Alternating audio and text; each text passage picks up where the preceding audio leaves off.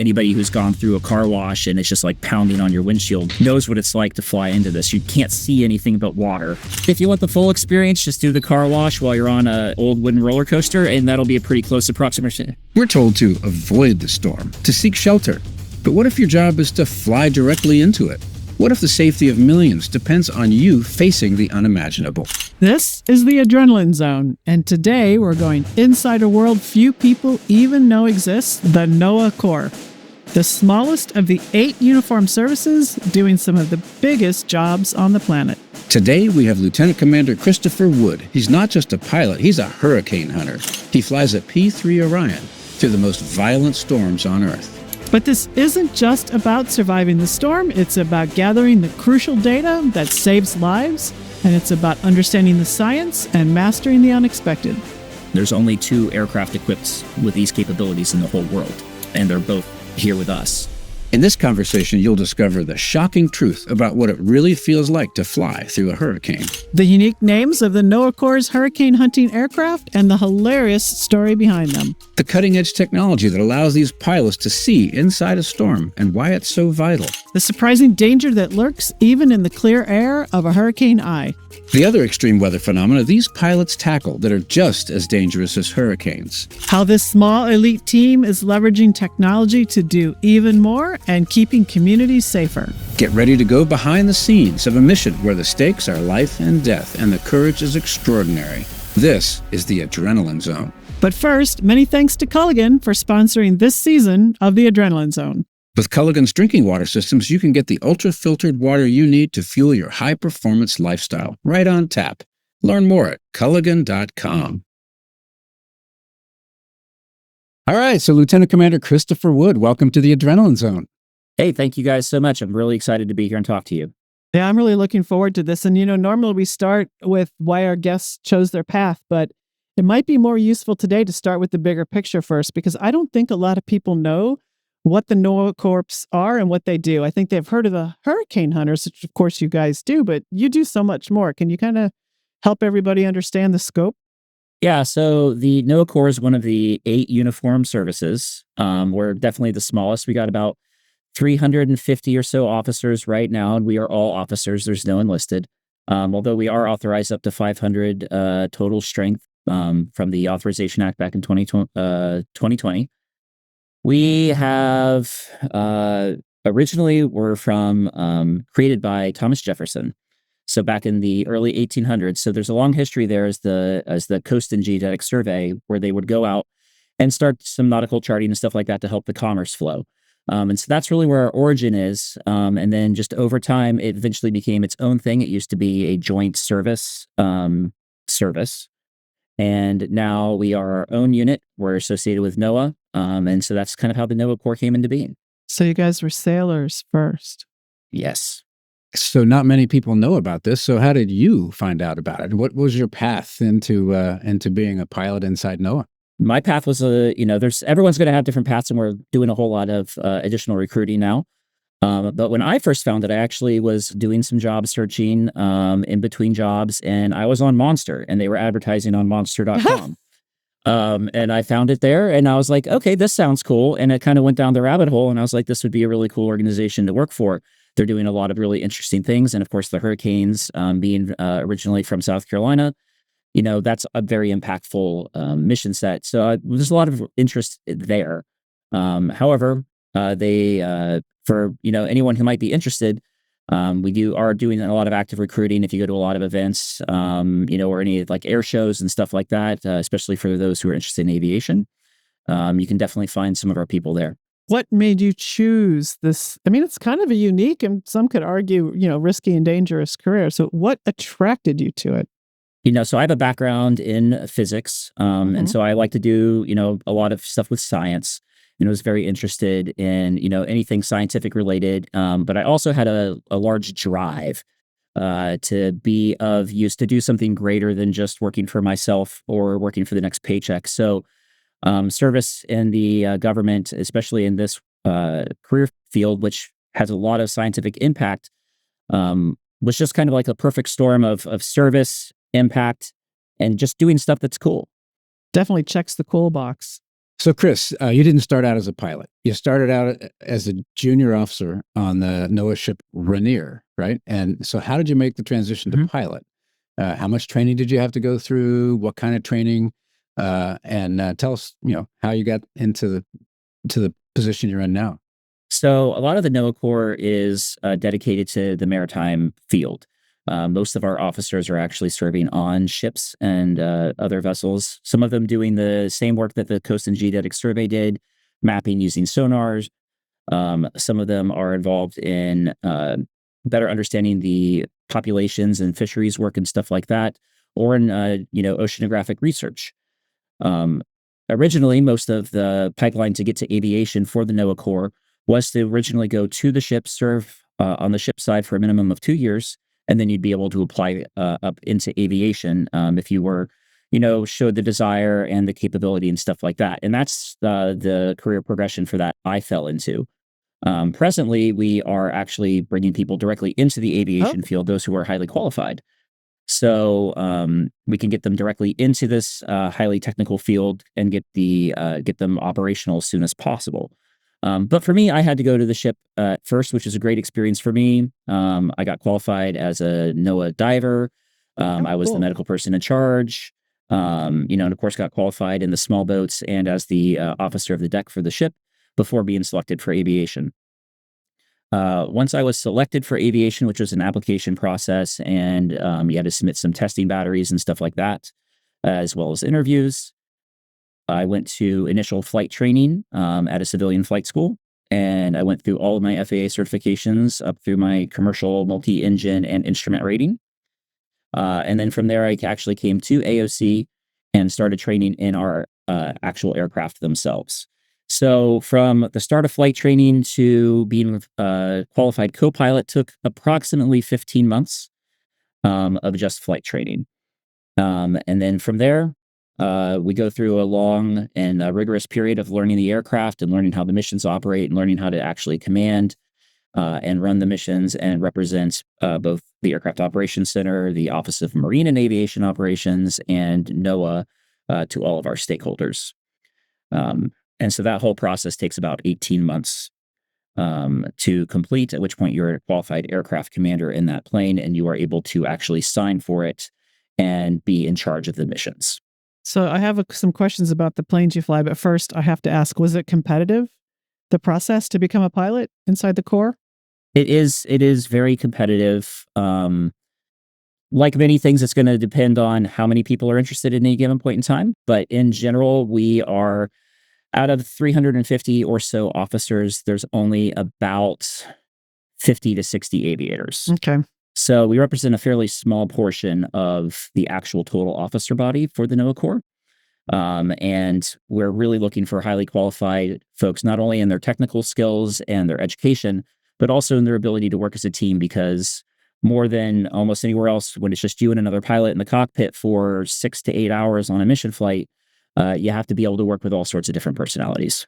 Okay, so yeah, I totally get it, an operational environment like that. But can you tell us a little bit about the planes you fly into these hurricanes and the specialized equipment on those aircraft that let you go into the hurricane and gather data? We fly a total, right now we have 10 total aircraft. Only 3 of those aircraft are hurricane aircraft. The rest of them are involved in other missions or the emergency response that may occur after a hurricane and stuff like that. But our hurricane aircraft specifically is a high altitude jet, which is currently a G4. We're looking to get we have a G550 that's being outfitted with a scientific suite that should come online at some point, hopefully in the near future. And that aircraft flies well above the storm and is measuring a lot of the different environmental effects that will actually help steer and feed those storms that are happening at 40 to 45,000 feet. I fly one of our 2 P3 Orion aircraft. The P3 was originally, the original concept was as a Navy submarine hunter. But the 4-engine turboprop is really actually a great aircraft for flying through the middle of the hurricanes themselves. So for that aircraft in particular, one of the biggest and coolest pieces of equipment that we have on there is our tail Doppler radar. And it just sticks off the back end of the aircraft. And it effectively is able to measure all of the different winds that are going on in a hurricane. And almost it's like having a CAT scan for the storm itself. So it's going to create an image of the structure of the storm and all the different wind velocities and stuff like that, which they can then directly feed into a lot of their forecasting models and everything else like that, that the Hurricane Center and therefore the Weather Service uses to build the models and to issue all of their advisories for what's happening with these storms.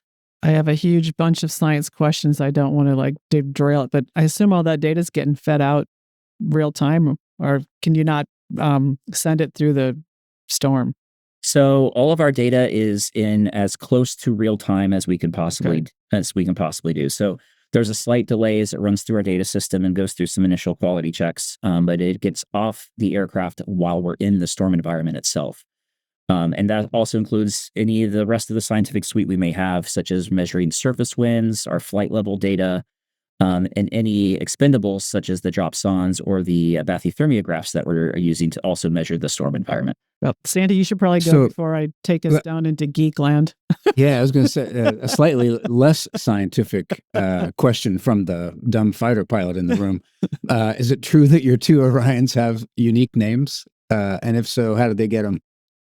They do have unique names. In fact, all of our Hurricane Hunter aircraft, with the cooperation of Jim Henson Corporation, have Muppet names. So we have Kermit and Miss Piggy as our two P3s, and then Gonzo is our high altitude jet. Oh, that's hilarious. And the story goes is that NOAA 43, so Miss Piggy, initially required so much extra love and attention from the maintenance department to keep it working that they had started to jokingly call it Miss Piggy. And then somebody got the wild hair to go and actually ask if they could put it on the side of the aircraft, and they went and talked to Jim Henson, and they said yes. And so then the rest of the aircraft got names as well, and we all have a nice side art of that as well.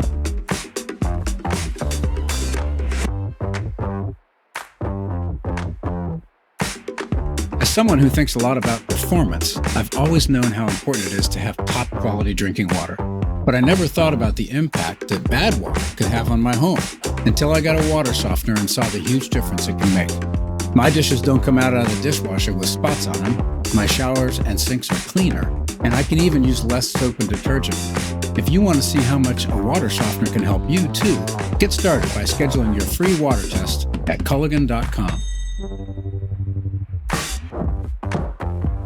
Going back to the flying into the hurricane topic. So you must have safety procedures established that make sure, because I know it's easy to get heads down in a mission and not think about the environment sometimes. So how do you guard against that? What kind of safety procedures? And then if you do realize there's an unsafe situation, either during the mission, it's clear it's the commander, but you must have a set of protocols that you follow because you're doing something innately dangerous. Yeah. So our operational risk management starts well before hurricane season, and we review this every year. And we'll get a team of folks together. They'll review any of the requirements that the Hurricane Center or our other research partners are asking of us for this season. They'll evaluate all the different risks that are associated with that, and then they will put into this operational risk management document, all of the different controls and mitigations that we're going to do in order to actually execute what they're asking. And so that's the initial really look at it. And that's going to help us define kind of what our operational parameters are allowed to be. This is things like altitudes, airspeeds, what kind of modules we're willing to accept, bank angles, and everything else like that might be required for whatever we're being asked to do in the storm. And then once we are actually flying the mission, we really rely heavily on crew resource management skills. So making sure that everybody in the crew is on the same page. Everybody on the crew feels like they can speak up if there's something going wrong, and making sure that everybody is backing each other up, because it is very easy to get, kind of scope locked on what you're doing, or having something pop up that kind of keeps you like just locked onto maybe the wrong thing for a little bit too long, so that you start losing your situational awareness. And so when we fly, we actually are flying with two pilots at the controls. We have our flight engineer who's managing the engines and the aircraft systems. There's a navigator who's helping us to basically find the center and keep on our track. And then we also have a flight director, which is our in-flight meteorologist, who's actually analyzing the radars and managing all the scientific requests that's going to help us find our way through the storm. And so all of those folks are in a constant communication cycle to make sure that nobody's losing any sort of situational awareness or not avoiding or ignoring any sort of unnecessary risk. Do you guys have certain conditions that you'll never go fly in? We will try our best to do what keeps the aircraft safe. So if there's ever a time where any of the members on the aircraft, anybody from the front to the back, anybody dropping drop sons or operating data systems says that they think something is dangerous, then we will pause and we will discuss what's going on. We will find a safe place to orbit or anything like that to really kind of get everybody on the same page and make sure that we're not missing anything. That has on occasion led to hey, this is too dangerous. It's too close to land and we're going to get too many mesocyclones and we're going to get pinched up between the storm and terrain or something else like that, where we have decided to not continue a pass. But in general, as long as the storm is over water and there's not extenuating circumstances like that, the crew in the aircraft can pretty much handle just about anything that these storms throw at them. Huh. Wow, that's a lot. So this may be kind of a dumb question here, Chris, but you guys are based in Lakeland, Florida, right? That's so I would imagine that has the advantage of being kind of close to where the hurricanes are spawned and where they sort of, approach the coast. But, they could hit your base, right? So how do you handle that if it's making a beeline for Lakeland, Florida? So, I mean, this happens pretty much every year at this point. Unfortunately, my first hurricane season was when Ian came right through Lakeland, Florida. That was my first season flying. Ooh. Even just this year, I was the aircraft commander for the landfall mission for Milton. So Milton's making landfall onto Tampa, going right over Lakeland, and I'm in the airplane flying. And, my family is at home. So the reality Lovely. yeah, I know it's great. So the reality that we really have to, that we all come to terms with when we put on the uniform and we go fly these planes is that, we have a job to do and the data we're getting is critically important to making sure that, everybody can be as safe as possible. And that, everybody who's on the ground is depending on our data to be able to make the right decisions to keep themselves safe and keep their property safe.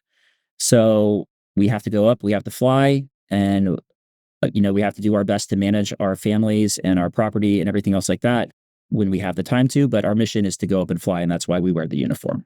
Yeah, it must feel funny to be flying into a hurricane and feeling like you're safer than your family is on the ground.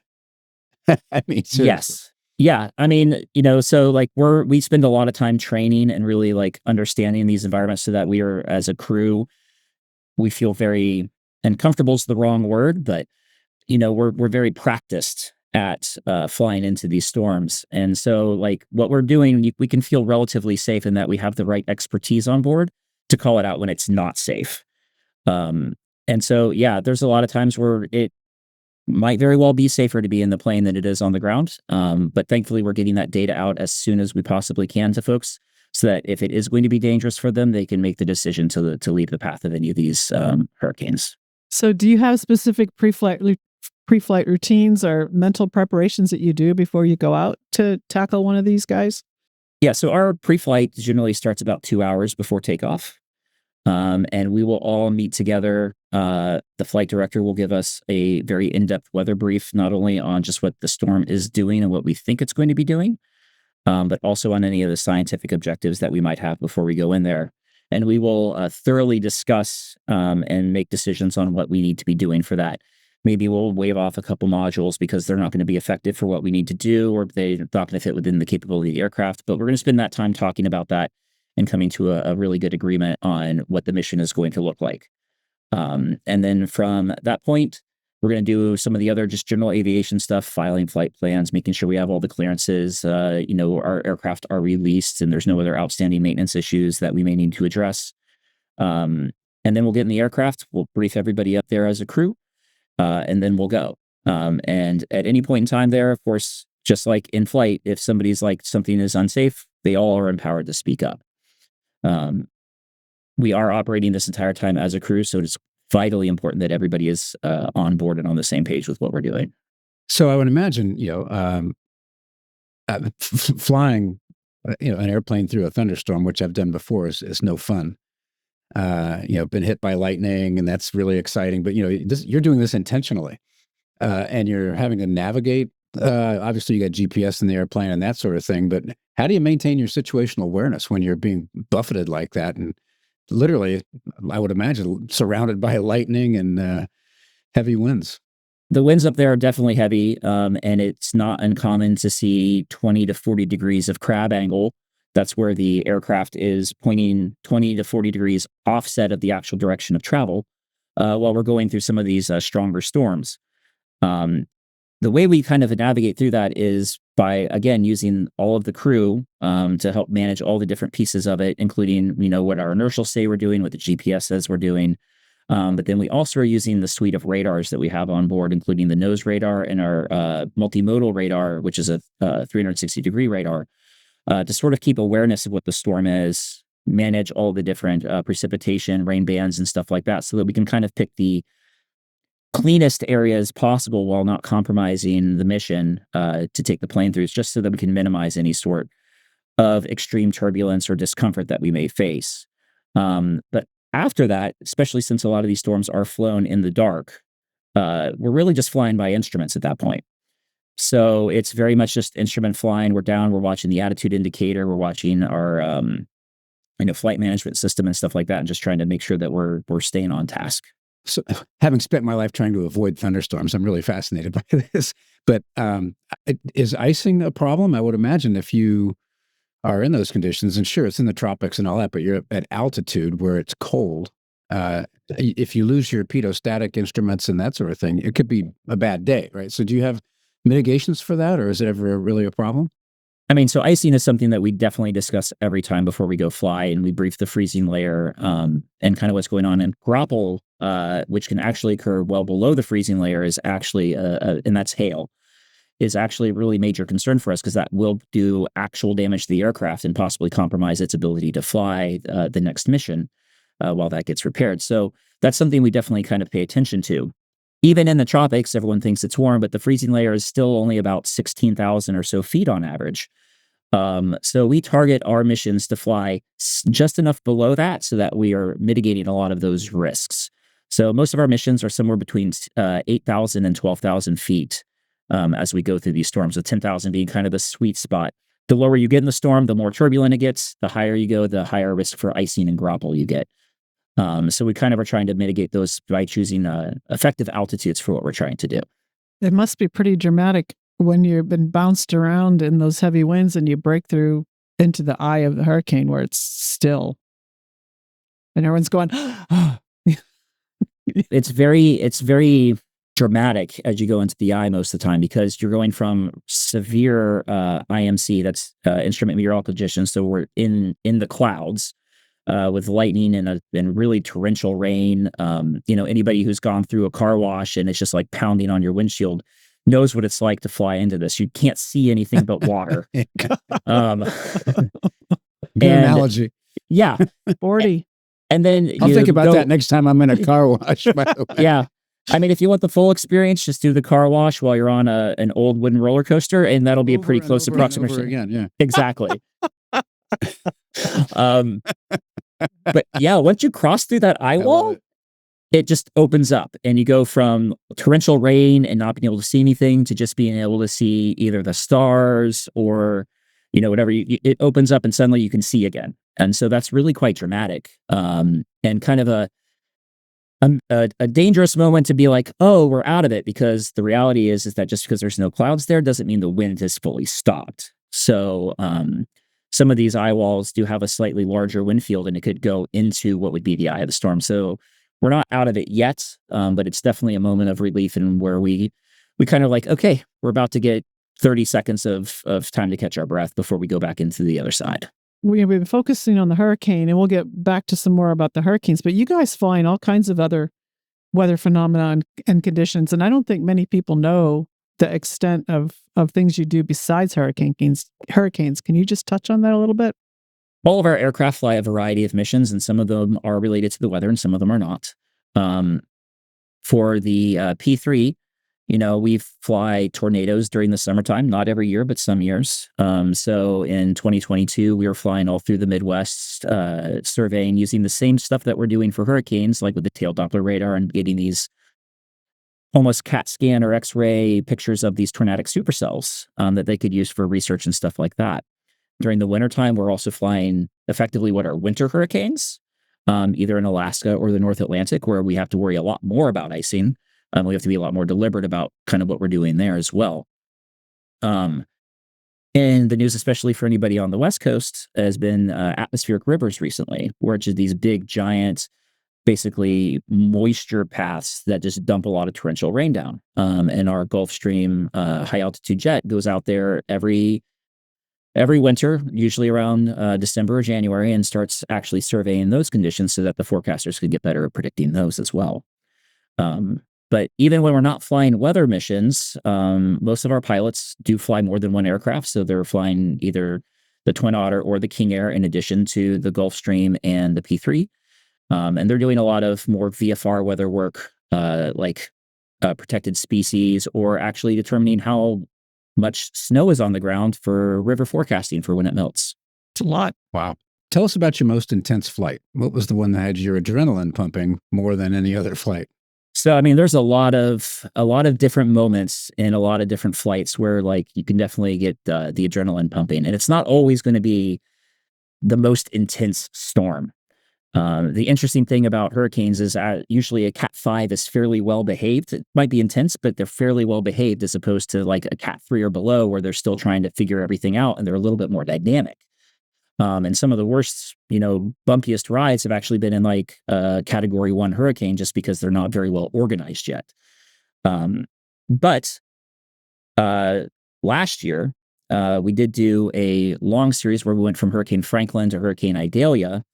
And there was a massive zone in between the two storms where it was just a really, really rough ride where there was just continuous lines of convection. And so we had to fly for almost 450 miles just going from point A to point B to get to Hurricane Idalia, which I think was still a tropical storm at the time, where we were just constantly in icing and convection lines. And it was just a really, really rough ride on the way to the storm itself. And so that was definitely a very adrenaline pumping moment just because we weren't expecting to have to work so hard for so long.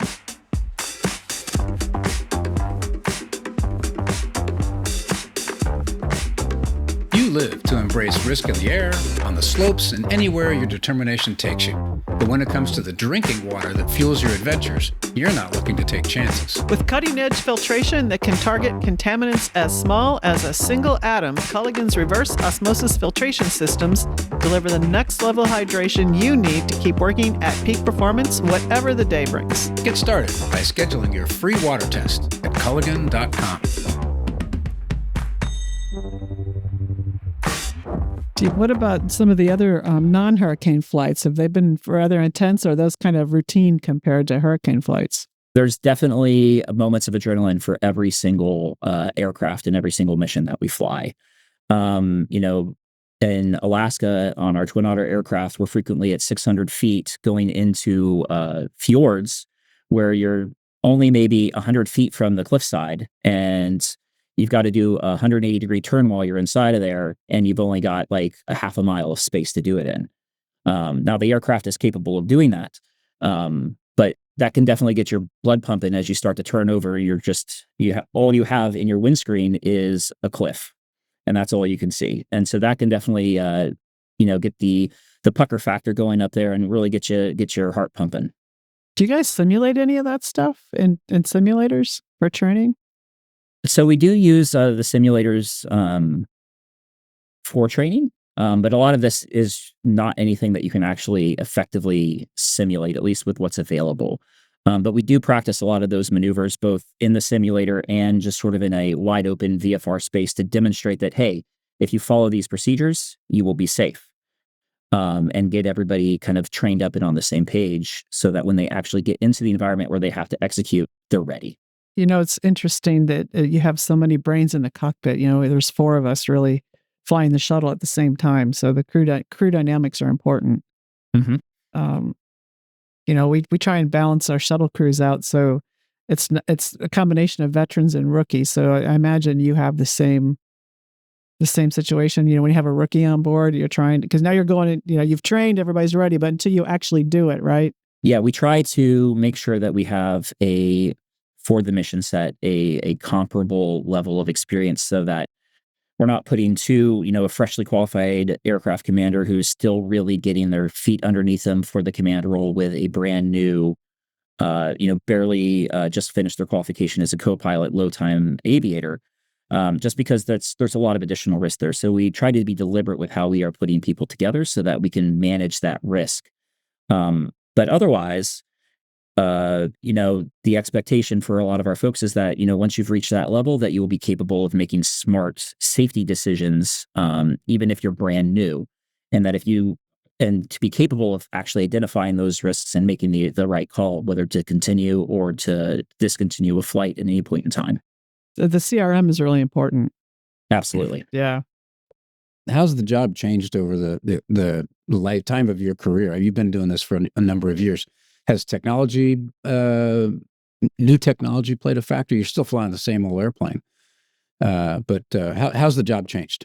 Technology is continuing to march forward, and there's a lot of great innovations that come with that. In a lot of ways, aviation, at least government aviation, tends to fall a couple steps behind maybe what the top cutting edge of the civilian world will be using. We're still using the same basic avionics and flight management system on the P3 that it basically came with that the Navy's using. And there's definitely like fancier gadgets out there. However, by the same token, I've seen our Twin Otter aircraft go from steam gauges to touchscreen avionics suites. And so with that has come a massive increase in situational awareness for the aviators because they have more information in better spots, so that they can actually see what's going on and they can manage the aircraft a lot better and manage their fuel better and everything else like that, because it's consolidating a lot of that information and putting it into something that's really easy for them to just kind of grasp and see at a moment's notice. By the same token, of course, all the scientific instrumentation is constantly under development. And we will frequently fly, additional sensors or expendables and stuff like that are really great for research, and they're working to get them operational. And of course, there's a lot of excitement about a lot of those things because, they represent the future and we're getting to see those firsthand. And that's changing a lot of what we're doing. One of the biggest pieces of technology that I think we're seeing start to come into the operational world is uncrewed systems, right? So that's been a focus of ours for the last several years, and we've had success deploying uncrewed systems or drones into the storm environment from the P3 itself. And that represents a massive win not only for the scientific community, but also for our safety, because they're capable of flying into the most dangerous parts of these storms, where we don't want to risk not only the airframe, but also the air crew itself being in those areas, such as 50 feet above the surface of the water. Wow. So you guys are collecting a ton of data, as you've kind of alluded to. What do you think the most crucial piece of data you've collected that's made a difference in forecasting? I mean, either for hurricanes or some of the other weather conditions, because you're getting such a wide variety of information. The most critical piece of information, particularly when it comes to hurricanes, is going to be that tail Doppler radar. Mm-hmm. It feeds wind velocity data directly into the National Weather Service's Advanced Weather Interactive Processing System, which is what they directly use for forecasting the storms. And so without that data, a lot of the in situ and important data just doesn't happen. And it's a unique capability of the two NOAA P3s. You're not going to find an equivalent system on any other aircraft that's flying into hurricanes. So that's probably the most critical and most important data that we're collecting on a routine basis for the public and for the National Weather Service. So you said something about not other aircraft that are flying into hurricanes. How many other aircraft fly into hurricanes besides you guys? Because I thought you guys were pretty much it. Yeah, so we have our the Air Force also operates a Hurricane Hunter Squadron, the I 53rd. didn't know that. And they are generally going to be in the storm doing fixes. And they're generally the first ones on the scene. They do a lot of the invest missions when the Hurricane Center thinks that there might be something forming. They go out there and try to see what's up. And so they're collecting a lot of that data and really fixing position of the storm and providing some flight level and SON data to it. But they don't have the scientific suite available that basically our flying laboratories do. And so we provide complementary data that altogether will provide the best picture of what's going on out there in the hurricane. But yeah, I didn't know they did that. I want to go back to the radar for just a second, because our listeners, when they think Doppler radar, are thinking, what they see on a computer screen or TV of the Doppler radar that has a range limitation. You can't see that far out over the water. So are you just basically taking that capability out over the water, or is there something extra special about the Doppler you're carrying that makes it more usable in terms of the science? I mean, so it's going to provide a lot of similar data, right? So like the principles of Doppler radar don't change significantly. It's still measuring changes in velocity basically as we go. Ours, as opposed to what most ground-based radars are going to be, are definitely looking vertically. And we have it's rotating around, collecting a full kind of sample of what the storm is doing. It's got, about 30 or so mile range, but 10 to 15 miles is really kind of the optimal range for resolution. But it allows us to measure wind velocities. Not all Doppler radars are calibrated to measure wind velocities, but ours do. And that's really kind of what makes them really fairly unique.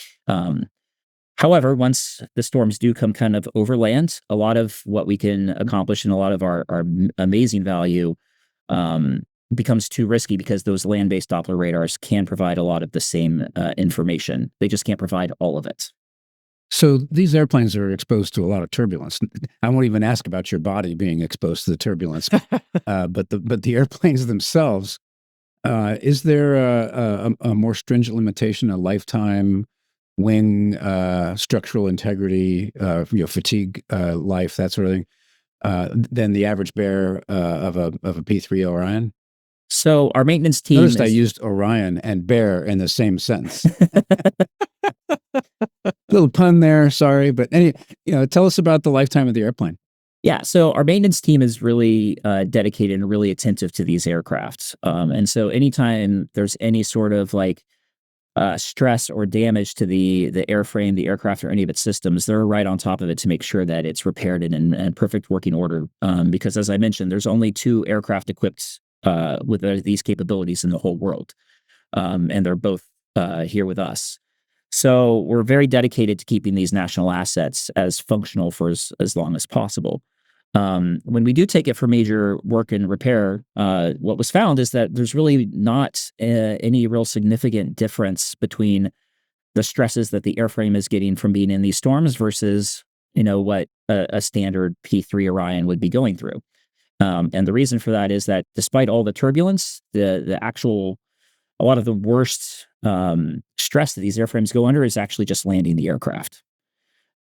So, we're hitting all this turbulence. Most of the time, we're somewhere between 2 and negative 0.5 Gs. For some of our hits, we've been a little higher and a little lower on the G meter, but for the most part, we're kind of in a very comfortable range for these airframe. So I thought you were going to say that Navy pilots are just generally rougher than NOAA pilots. So it all evens out. But you were very tactful about that. We're not so go going ahead, Sandra. there. Well, I've been on the plane when I've landed it, and I definitely cannot make that claim. So is it true that NOAA is buying some new planes, some C-130s? And if so, what are you going to do with those? Yeah, so we are definitely looking at some new aircraft. The P3s, the ones that we have, are basically 50 years old at this point. They've been in service for a long time, and they've been flying hurricanes the entire lifetime.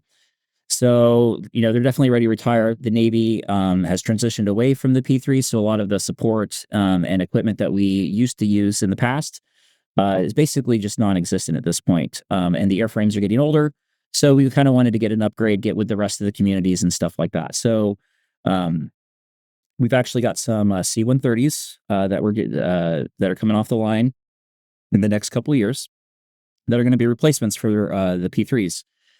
Those do come with some challenges, mostly because if you were to look at them side by side, they look completely different. And as a consequence, the scientific suite has to change and has to evolve in order to handle this new airframe. And so one of the things that has to change is what I've been talking about a lot today is that tail Doppler radar. It doesn't fit on the C-130 because the C-130 doesn't really have a tail anymore. Oh. So they're doing a lot of work to find an equivalent workaround that's going to provide the same quality and the same level of information that we're getting off of the tail Doppler radar, but fit it to the C-130 frame.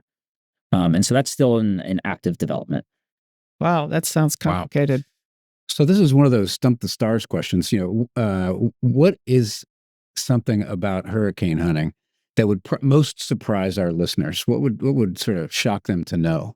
So I think I alluded to this earlier, but the more intense the storm is, does not necessarily mean the rougher the ride. A Category 5 I've had some passes through a Category 5 that were basically, you're kind of like, wait, we're already done? You hardly notice that you went through the eye wall because it was just smooth. But by the same token, every time you fly through the eye of the hurricane, it's going to be different. So just because it was easy this time doesn't mean it's going to be the same experience next time. And so it could be smooth one time, and then it could be absolute some of the roughest pass you've had the next time. These storms are constantly evolving and changing, and the dynamics and just the way the thermodynamics and everything on them working is that they're constantly in a state of flux. And so they change every time. But by that, the storms that are still developing and strengthening, the Category 1s, the tropical storms, Category 2s, they tend to be very unpredictable, and that leads to a lot of turbulence. And just because you're in clear air in a hurricane doesn't mean that it's not going to be bumpy. A lot of this dry air starts to mix and cause a lot of turbulence as well.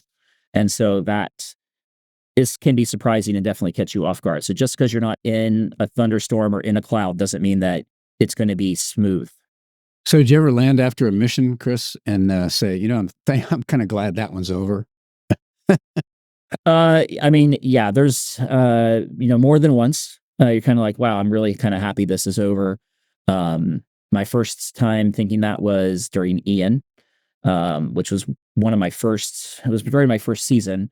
It was making landfall into Central Florida, so it was impacting home as well. But one of the things that maybe folks don't realize is that hurricanes are not just uniform storms themselves. They also have storms inside of themselves. So Ian was a prime example of where we're going through the eye wall, and we encountered some mesocyclones that the radars couldn't pick up. And they couldn't pick them up because of attenuation. So we weren't able to see as far as we wanted to be able to see. And it definitely rocked the plane a good bit. It was definitely pretty dynamic and scary for a lot of the folks on board. Just because instead of doing just the standard up and down, we were taking a lot of side loads, which are generally unexpected in a thunderstorm. And so it was just a really, really rough ride. But we managed to get through it, reevaluated, went back in for another pass, and it was making landfall. So we decided to wave off and go back to our safe location, which was not in Florida. I can really relate to Ian. I'm building a house in Florida, and the eye wall of that storm stalled over right where this house is for 5 hours, and so it was just devastating to Sanibel Island. Yes, and literally there was a house on this property that it just was no longer there. It was such a devastating hurricane. It's terrible. Yeah, I mean, anybody who lives on a coastline could be impacted by a hurricane. And in fact, as we saw with Helene this year, even folks that are well inland can definitely have devastating effects from these hurricanes. So it's important to not only just pay attention to what's going on, but also make sure that you're listening to any sort of the advisories or your local emergency managers to make sure that you can make the right and safe decision. Because you don't have to be on the coast to have your house gone from a storm. No, absolutely. I lived in Houston for 16 years and saw a few fun hurricanes down there. So we're going to wind down, but you commented that you guys are hiring and you're looking for people. So for the young people out there who are discovering that NOAA Corps is a thing from this podcast, what advice would you give them to prepare for such a career like this?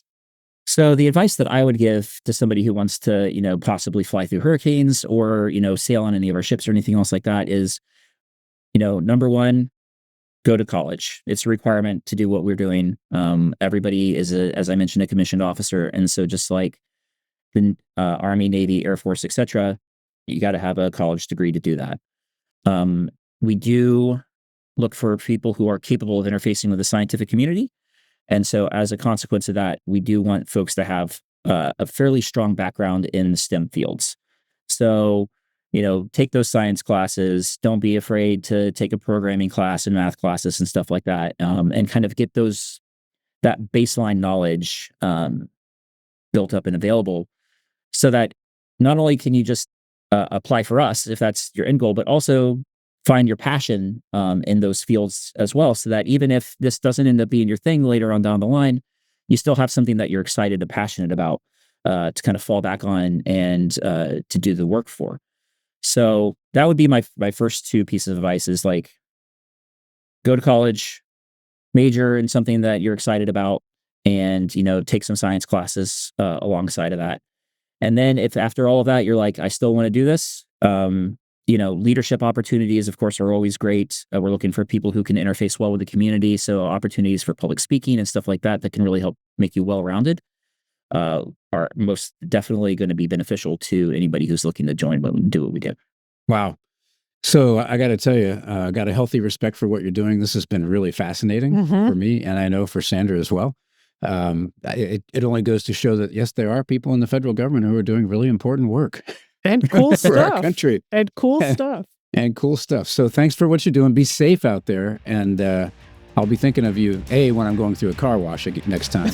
Absolutely. But also as the hurricane season in 2025 ramps up. So be safe out there. And thanks so much for being with us on this podcast. Thank you. Thank you. That was Hurricane Hunter pilot, Lieutenant Commander Christopher Wood. I'm Sandra Magnus. And I'm Sandy Winnefeld. Thanks again to Culligan for sponsoring this episode. Get exceptional water for exceptional performance. Learn more at culligan.com. And please pass our podcast around to your friends, and we'll see you soon with another fun episode of The Adrenaline Zone.